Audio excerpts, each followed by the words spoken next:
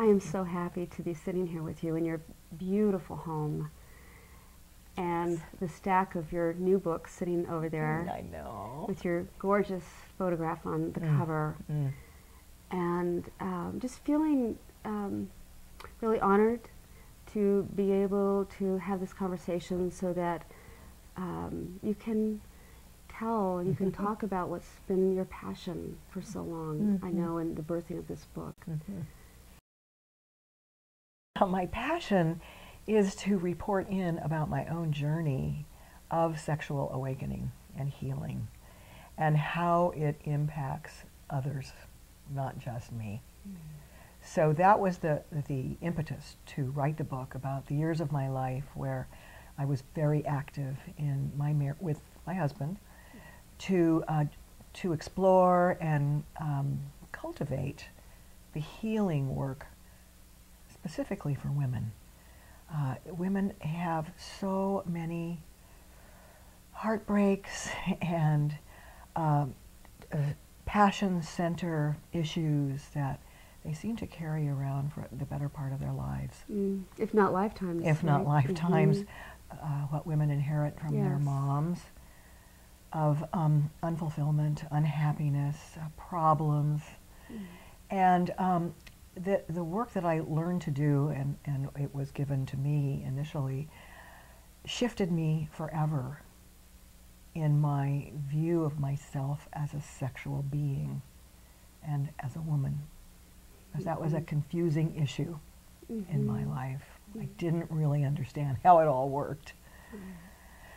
And I wanted to feel confident, and I wanted to feel, I wanted my self-esteem to go up in the area of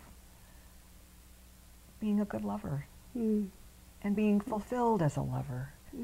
And there was so much I didn't know about my own anatomy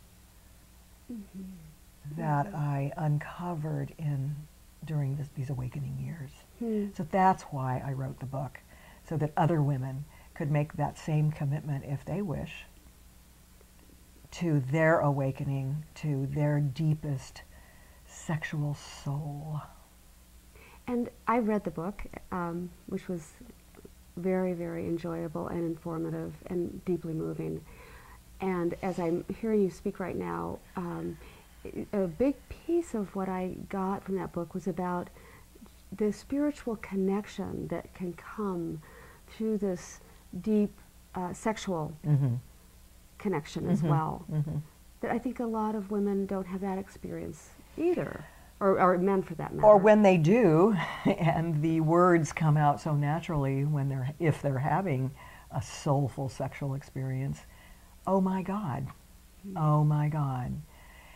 But too often we are in the bedroom, or we're having sex in order to achieve a goal, it's an agenda, to have sex a certain way for the man, for the woman, for both of you.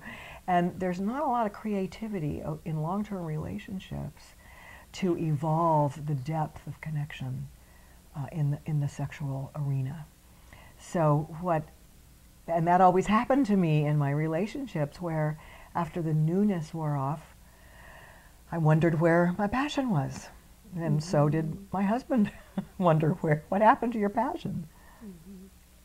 So a lot of old and early conditioning came in and to the surface for me in those relationships that I was not aware of, that I was carrying around.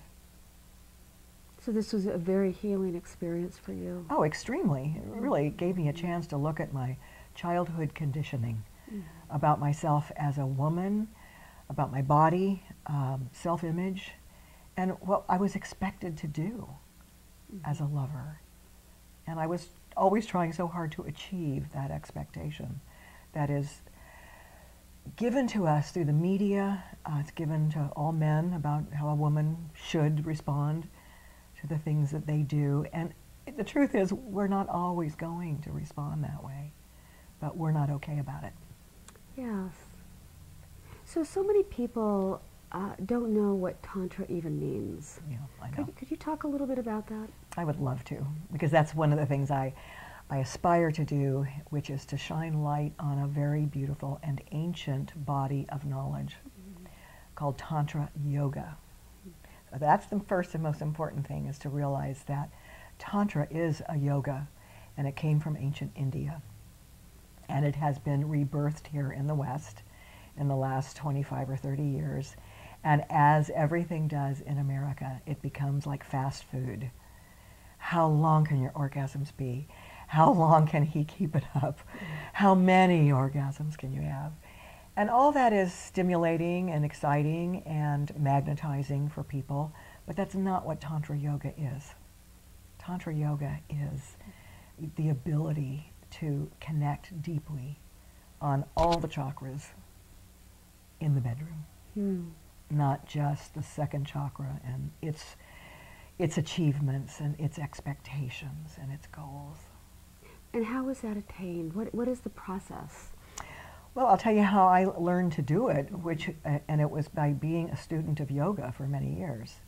So it came from my ability to quiet my mind, to focus my mind, and to breathe more deeply. Obviously, some flexibility in our bodies is obviously very helpful in the bedroom as well. So to become old and fat and unable to move around, you're not going to be a great lover. So having flexibility, because I've been a yoga student for 45 years, and the ability to quiet my mind and stay present with my partner is what makes Tantra, the practice, fulfilling. Because you're really with the person that you're making love with. He's not just doing you, and you're not just doing him. You're really with that person. You go deeper and deeper as the eyes stay open and the heart feels the love, you know? And you bring God into bed with you, and that's quite a dance. Yes. Yes. For those of us on a spiritual path, and that was really how I came into this, is I was on such a spiritual path, but I didn't know how to bring that into the bedroom. So this other, insecure, goal-oriented girl, teenager really, came into the bedroom over and over throughout the adult years of my life.